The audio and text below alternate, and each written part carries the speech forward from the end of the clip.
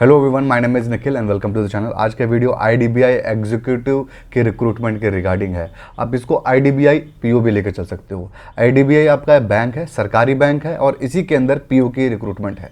बहुत ही कॉन्ट्रोवर्शियल नौकरी है, बहुत ही इसके अंदर पेचे हैं जिसको आपको समझना बहुत ज़रूरी है इस फॉर्म को भरने से पहले। तो आज की इस वीडियो में पूरी डिटेल डिस्कशन करने वाले हैं हम इस नौकरी के ऊपर। हर एक चीज़ को, हर एक पॉइंट को बहुत ही अच्छे से देखने वाले हैं सलीके से। तो ये हो गया हमारा फर्स्ट स्लाइड। इन सारे पॉइंट्स के ऊपर डिस्कशन करेंगे। नोटिफिकेशन के बारे में जानेंगे, एलिजिबिलिटी क्राइटेरिया, कोई ग्रेजुएट भर सकता है इसको। तो सैलरी के बारे में बताऊंगा, इसके अंदर एग्जाम पैटर्न बताऊंगा आपको, सिर्फ और सिर्फ एक एग्जामिनेशन है इसके अंदर। सिलेबस के अंदर पूरा सिलेबस बताऊंगा, बेस्ट किताब बताऊंगा, कट ऑफ बताऊंगा कई साल का, पोस्ट भी आपको कई साल के बताऊंगा, प्रीवियस ईयर पेपर आपको टेलीग्राम पे मिल जाएगा। इसके अलावा आपको बता दूं कि आपको ये नौकरी करनी भी है कि नहीं, फॉर्म अप्लाई करना भी है कि नहीं, इन सब के ऊपर डिस्कशन होगा वीडियो के एंड में। आप लोग पूरा वीडियो देखते नहीं हो, इसलिए मैंने एंड में डाला हुआ है इस पॉइंट के ऊपर कि आपको ये फॉर्म भरना भी चाहिए कि नहीं, और इसके अंदर 3 साल के बाद क्या होने वाला है आपको बताऊंगा क्या है इसके अंदर प्रोसेस। 3 साल के बाद क्या होगा इस नौकरी के अंदर, वो भी मैं आपको बताऊंगा वीडियो के एंड में।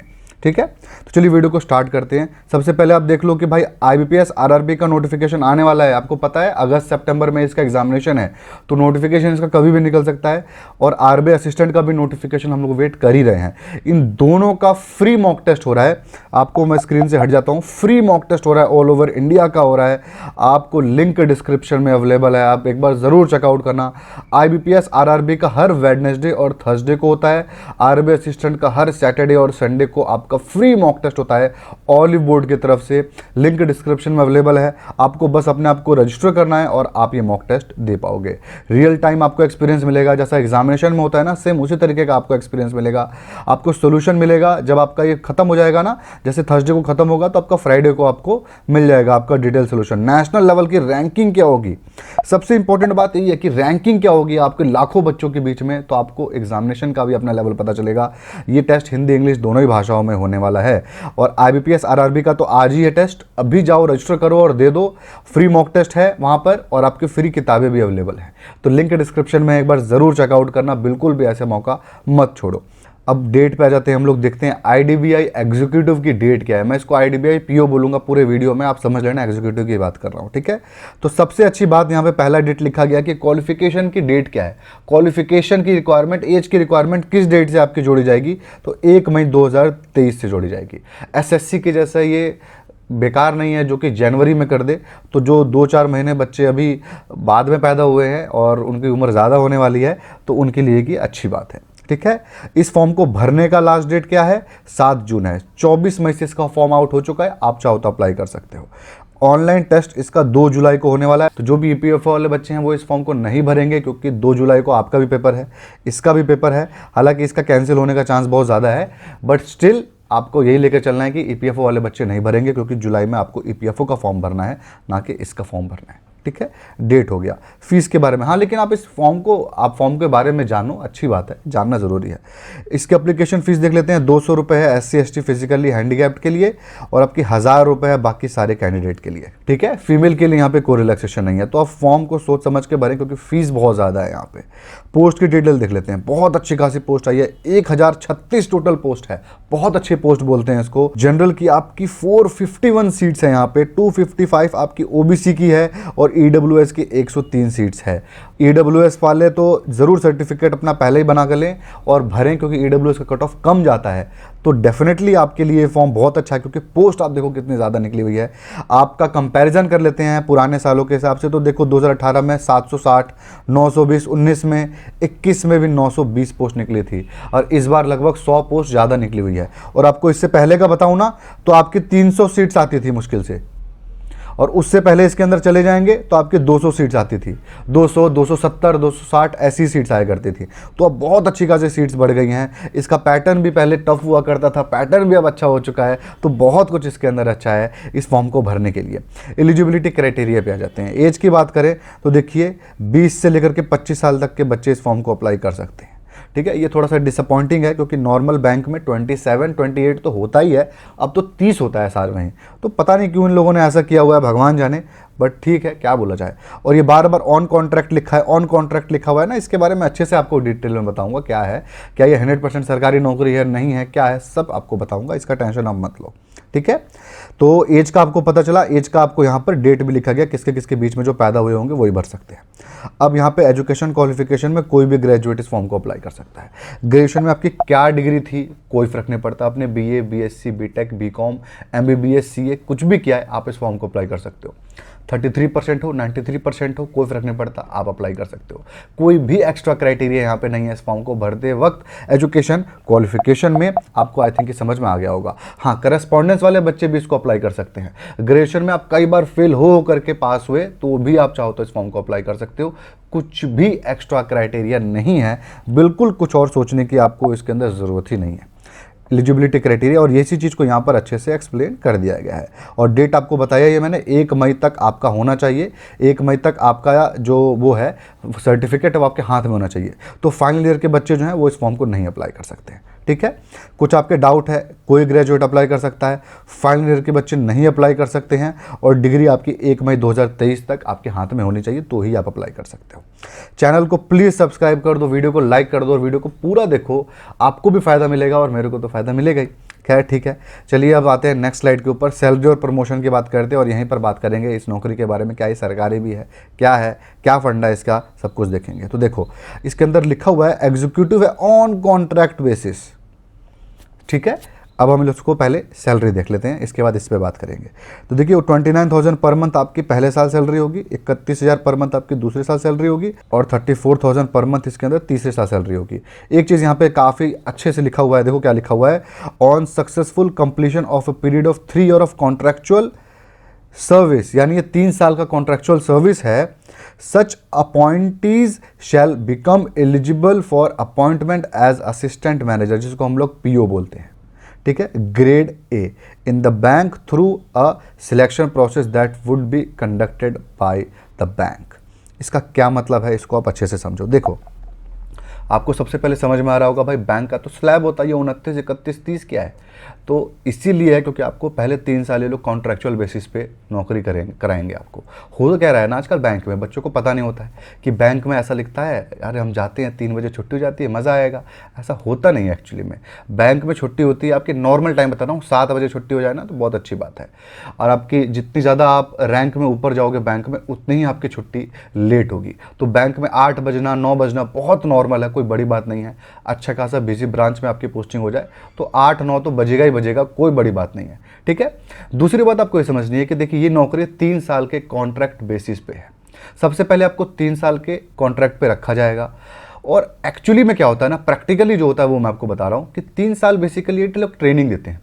इसके अंदर होता क्या है, मोस्टली बच्चे भाग जाते हैं, 50% से 60% बच्चे भाग ही जाते हैं नौकरी में, क्योंकि वो आए होते हैं ये सोच के कि 3 बजे छुट्टी होगी, लेकिन यहाँ पे छुट्टी होती नहीं है। और ये 3 साल के अंदर आपको नॉर्मल बैंक के एम्प्लॉय को जो छुट्टी मिलती है वैसे भी छुट्टी नहीं मिलती है, तो बच्चे भाग जाते हैं। तो इसी वजह से इसके अंदर बहुत ज़्यादा चांस होता है कि आपकी कन्वर्ट हो जाएगी बैंक पीओ के अंदर नौकरी। तो 3 साल के बाद अगर आप झेल पाए वो 3 साल, तो एक तरीके से वो 3 साल आपकी ट्रेनिंग ही है बैंक पीओ बनने के लिए, और बहुत बड़ा प्रोसेस नहीं होता उसके बाद आपका कंफर्म हो जाने के लिए। वो भी चाहते हैं कंफर्म हो जाए क्योंकि ऐसे IDBI के अंदर बहुत शॉर्टेज है, ठीक है, तो ये लोग भी चाहते हैं। तो आप इसको डेफिनेटली अप्लाई कर सकते हो अगर आपको ये समझना है कि 3 साल के बाद आप इसके अंदर पीओ वाली रैंक पे पहुंचोगे, जो कि IBPS PO 2 इसी साल तो इसी साल पहुंच जाओगे। ये आपको डिफरेंस समझ में आ रहा है, आपको ये गैप लग रहा है कि ठीक है ले लेते हैं, ठीक है, क्योंकि इसका कट ऑफ भी कम जाता है, एग्जामिनेशन भी एक ही है, पीओ का तो निकालना बहुत मुश्किल है। तो आप इस फॉर्म को अप्लाई करना, बाकी इसके ऊपर और डिटेल में डिस्कशन करेंगे वीडियो के एंड में, ठीक है। तो चलिए हम लोग आ जाते हैं स्लाइड के ऊपर। सैलरी प्रमोशन देख लिया, पैटर्न देख लेते हैं। पैटर्न बहुत सिंपल है, प्रीलिम्स एग्जामिनेशन इसका है, बस एक एग्जामिनेशन है, ना इंटरव्यू है ना कुछ है, डायरेक्ट सिलेक्शन है इसके बाद, ठीक है। 1/4 की नेगेटिव मार्किंग है प्रीलिम्स के अंदर आपके। पैटर्न देख लीजिए प्रीलिम्स का, तो देखिए प्रीलिम्स का पैटर्न बहुत ही यहाँ पर सिंपल है। इसके अंदर आपका एक रीजनिंग का पेपर होगा जिसके अंदर आपके 60 क्वेश्चन होंगे, 60 मार्क्स के। इंग्लिश में 40 क्वेश्चन 40 मार्क्स, क्वांट में 40 क्वेश्चन 40 मार्क्स। इसके बाद general economy, banking awareness, computer, IT के अंदर 60 क्वेश्चन 60 मार्क्स। टोटल आपको 2 घंटा मिलेगा। हिंदी इंग्लिश दोनों ही भाषाओं में आप ये पेपर दे सकते हो। तो हिंदी मीडियम बच्चे जो है उनके लिए बहुत अच्छी बात है, क्योंकि इसके अंदर मेंस तो है नहीं, ना ही कोई डिस्क्रिप्टिव है, तो इंग्लिश अगर अच्छी नहीं है तो ये बहुत अच्छी बात है आपके लिए, ठीक है। उसके बाद इसके अंदर सेक्शनल कट ऑफ भी है और 0.25 मार्क्स की यहाँ पे नेगेटिव मार्किंग है। और आपको हर एक टेस्ट में चारों के अंदर आपको क्वालिफाई करना है, किसी भी एक में फेल हो गए तो आप फेल माने जाओगे। समझ में आया आपको, ये है इसके अंदर। एग्जाम पैटर्न देख लिया हमने। हाँ, जो पैटर्न को पास कर जाएगा, उसके जो रिटर्न टेस्ट पास कर जाएगा, उसके पास ये सारे डॉक्यूमेंट होने चाहिए पहले से ही डॉक्यूमेंट वेरिफिकेशन के लिए। तो ये सारे डॉक्यूमेंट्स आप अभी के अभी तैयार कर लेना। वर्क एक्सपीरियंस अगर डिक्लेयर करोगे तो, नहीं है तो मत करना, कोई ज़रूरी नहीं है यहाँ पे, बट ये सारी चीज़ें आपको पहले से ही आपके पास होनी चाहिए, ठीक है। तो ही आप इस फॉर्म को अप्लाई करना, वरना पहले ही सर्टिफिकेट लेना, उसके बाद फॉर्म भरना। फॉर्म भरने का डेट अपना बाद में रखना इन सर्टिफिकेट लेने के डेट से, ठीक है। किताबों के बारे में बात कर लेते हैं। तो कोई भी आपने किताब लिया हो, आरआरबी पीओ का फॉर्म आने वाला है अभी, उसका लिया हो, आरबीआई असिस्टेंट का मैंने किताब बताया था वो आपने लिया हो, चाहे आईबीपीएस पीओ का लिया हो, आपने आईबीपीएस का हिंदी वाली किताब ले ली हो, आपने ऑफिसर स्किल 1 का लिया हो, स्टेट बैंक पीओ का लिया हुआ हो, कोई भी पीओ का आपने किताब लिया है ना, सिंगल किताब मैंने कभी भी रिकमेंड किया है, तो आपको कोई किताब लेने की जरूरत नहीं, उससे तैयारी आपकी हो जाएगी। कुछ भी 1% का किताब लेने की जरूरत नहीं है आपकी, सिंगल किताब वाले बच्चों के लिए। उसके अलावा हाँ, प्रैक्टिस सेट इसका करना होगा, तो वो भी आपने इस एग्जाम का नहीं लेकर के आईबीपीएस पीओ का प्रैक्टिस सेट उठाना है, क्योंकि प्रैक्टिस आप उसी का करो। एक तो ज़्यादा क्वेश्चन पेपर भी अवेलेबल है और पेपर का लेवल एकदम सेम है, और आईबीपीएस पीओ को अपने फ्रंट में ही लेकर चलना है कभी भी, या फिर और अदर पीओ को फ्रंट में ही लेकर के चलना होता है, ठीक है। तो आपको ये समझ में आ गया कि आपने पुरानी किताबें जो हैं वो आपके यहाँ काम आ जाएंगे। सिंगल किताब लेना है तो क्या करें, बैंकिंग अवेयरनेस की दिशा पब्लिकेशन की किताब है, इसको आप आंख बंद करके परचेस कर लो, बहुत अच्छी किताब है, कुछ इसके बाहर से नहीं आएगा। बैंकिंग वाला देखा है ना आपने, देखो आपको दिखाता हूँ, 60 नंबर का था ना ये, तो इसके अंदर आपका बैंकिंग अवेयरनेस है, वो इसी किताब से आएगा। जनरल इकोनॉमी कहाँ से आएगा, जनरल इकोनॉमी की फ्री पीडीएफ फ्री क्लास पड़ी है भाई, मेरे टेलीग्राम पे आप जाओ, इकोनॉमिक्स की पीडीएफ पड़ी हुई है, बेसिक इकोनॉमिक्स की, बस उससे बाहर कुछ नहीं आता है। यही नहीं, किसी भी बैंक पीओ के पेपर में उससे बाहर से नहीं आएगा। आप नोवर निखिल इकोनॉमिक्स सर्च कर लो, मेरी क्लासेस भी पढ़ी हैं फ्री में इसी चैनल के ऊपर, आपको इसके लिए कुछ भी लेने की ज़रूरत नहीं है, ठीक है। और आपका बैंकिंग अवेयरनेस का भी ना, जो आपका इकोनॉमिक सर्वे का पार्ट है, वो भी मैंने उसकी क्लासेस ले रखी हैं, तो उसके लिए भी आपको टेंशन लेने की ज़रूरत नहीं है। हाँ, ईपीएफओ वाले बच्चे को बता दूं कि अकाउंट्स का क्लास आने वाला है, नेक्स्ट वीडियो अकाउंट्स का ही क्लास का है। रीजनिंग के ऊपर आ जाते हैं हम लोग। रीजनिंग के ऊपर आप देख लो, वर्बल नॉन वर्बल, अगर आप एसएससी वगैरह का ध्यान ज़्यादा रहता है, ये एक सिंगल एग्जामिनेशन है इसलिए इसको भरना चाहते हो, उम्र ज़्यादा हो रही है, तो ये वाली किताब आप लेना, वरना वर्बल नॉन वर्बल वाली ये किताब लेना, ये ज़्यादा अच्छी है बैंकिंग सेक्टर के लिए। फास्ट ट्रैक अर्थमेटिक अरिहंत की ले लो, कंप्यूटर वाली आप दिशा पब्लिकेशन की ले लो, दो सबके लिंक आपके डिस्क्रिप्शन में दे दूंगा, आप इसको परचेज कर सकते हो, ठीक है। इस सारी किताबों का इंग्लिश में आपके एसेंशियल इंग्लिश और आपका जनरल ऑब्जेक्टिव इंग्लिश, दोनों ही बहुत अच्छी किताबें हैं, जो सस्ती हो परचेस कर लेना, ठीक है। सिलेबस पे आ जाते हैं। सिलेबस आपके सामने है, आप इसका स्क्रीनशॉट ले लो, वरना ये जो पीडीएफ है ये अपने टेलीग्राम ग्रुप में मैं शेयर कर दूंगा, आप वहाँ से पीडीएफ को डाउनलोड कर सकते हो, ठीक है। आपका सारा इसके अंदर जो भी इंपॉर्टेंट कमिटीज़ है, आपका सरफासी एक्ट देख रहे हो आप, ये सब कुछ मैंने आपको पढ़ाया हुआ है इकोनॉमिक्स के अंदर, आप जाकर के खोल के देखना, इकोनॉमिक सर्वे के अंदर मैंने आपको पढ़ाया हुआ है। तो आपको ये सब चीज़ें मोस्टली इकोनॉमिक सर्वे में, इकोनॉमिक्स से या फिर बाकी बैंकिंग अवेयरनेस की इसके अंदर टॉपिक्स हैं, ठीक है। ये सारा आपका कवर हो जाएगा जो मैंने आपको किताबें बताई हैं, ठीक है, और जो भी मैंने पीडीएफ बनाया है। ये हो गया आपका जनरल अवेयरनेस का। ये आपका रीजनिंग पे जाते हो, रीजनिंग का जैसा बैंकिंग का होता है आईबीपीएस पीओ का, सेम वैसा ही है, कुछ भी इसके अंदर अलग नहीं है। आपका ये वर्बल का पार्ट है, ऊपर आपने देखा वो नॉन वर्बल का पार्ट था, ये आप देख लो, स्क्रीनशॉट ले लो इसका, या फिर आप लिंक डिस्क्रिप्शन में अवेलेबल है। डाटा इंटरप्रिटेशन का देख लो, ये भी आपका सेम वैसा ही पैटर्न है जैसा आईबीपीएस पीओ का आता है, कुछ खासा इसके अंदर अंतर नहीं है। जनरल इंग्लिश का भी वैसा आपका सेम पैटर्न है। कट ऑफ के बारे में बात कर लेते हैं हम लोग। देखो सेक्शनल कट ऑफ देख लो आप पहले, ये आपका SC ST OBC physically handicapped का, ईडब्ल्यूएस और अनरिजर्व्ड का ये है। सेक्शनल कट ऑफ क्या था तो देखो आप 2022 का बता रहा हूँ, 16 नंबर था 60 में, बहुत आसान है लेकर के आना। 14 था आपका टेस्ट 2 के अंदर, यानी इंग्लिश के अंदर आपका, और ये आपका रीजनिंग के अंदर है, और ये आपका क्वांट है, और ये आपका जनरल अवेयरनेस है। 9.5 था और ये 4.5 था।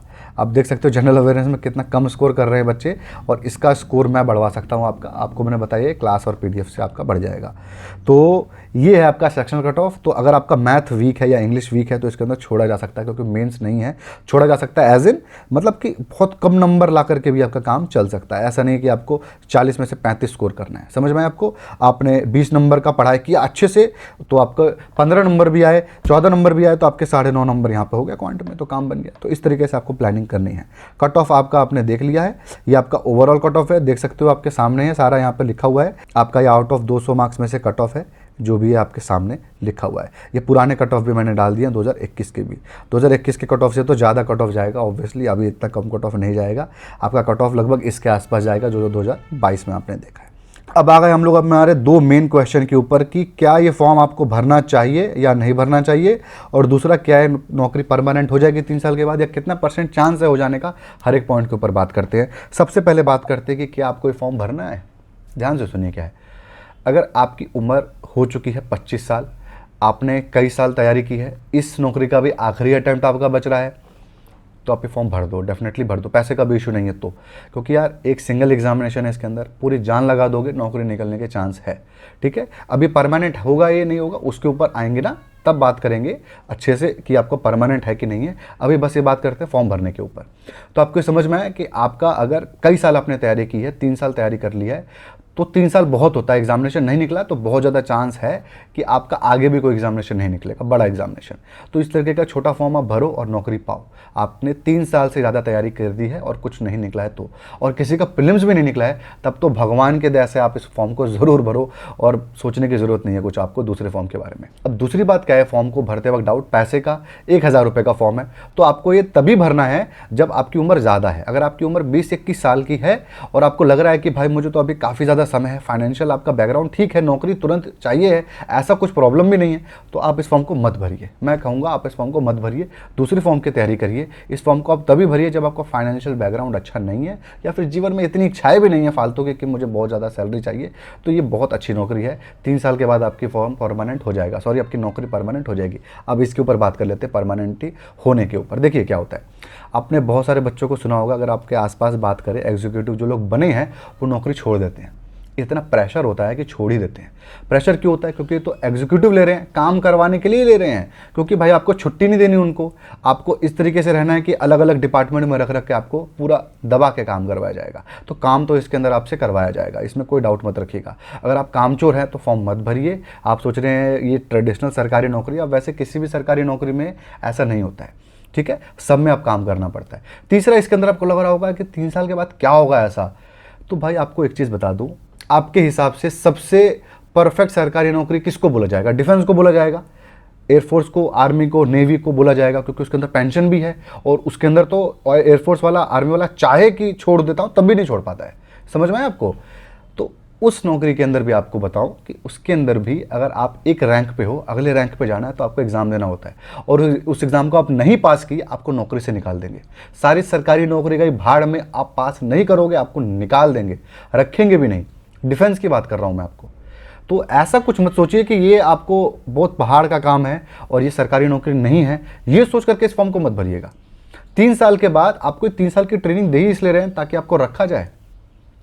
हर कंपनी का रिटेंशन देखा जाता है कि रिटेंशन परसेंटेज कितना है, जो एम्प्लॉय है वो कितना रिटेन कर रहा है, बल्कि छोड़ के चले जाते हैं लोग। ये लोग चाहते हैं कि रहें, और आप टिक गए, आपका काम भी अच्छा, आप मतलब ज़बरदस्ती के टिक गए और आपको ये चाहते हैं निकाल देते हैं, कुछ काम तो करता नहीं है तो आपको निकाल देंगे। लेकिन अगर आपको थोड़ा भी काम आ गया, आप ट्रेनिंग कर लिए हो ठीक से, 3 साल में सीख गए हो, तो आपको रखेंगे 100% ही, मैं आपको ये गारंटी देता हूँ। क्योंकि इनको भी ये हर साल हज़ार वैकेंसी निकालने में मज़ा नहीं आता है, ठीक है, ये तभी निकालते हैं। तो आपको ये चीज़ समझ में आया कि कब किसको क्या भरना है, क्या इस नौकरी का असलियत है। तो यही है, आई थिंक इसके ऊपर इस स्लाइड के बाद कुछ नहीं है। हाँ, बस ख़त्म हो गया। लिंक डिस्क्रिप्शन में अवेलेबल है, इस नोटिफिकेशन को डाउनलोड करने का भी, ऑनलाइन अप्लाई करने का भी, एक बार डिस्क्रिप्शन ज़रूर आप लोग चेकआउट कर लेना, ठीक है।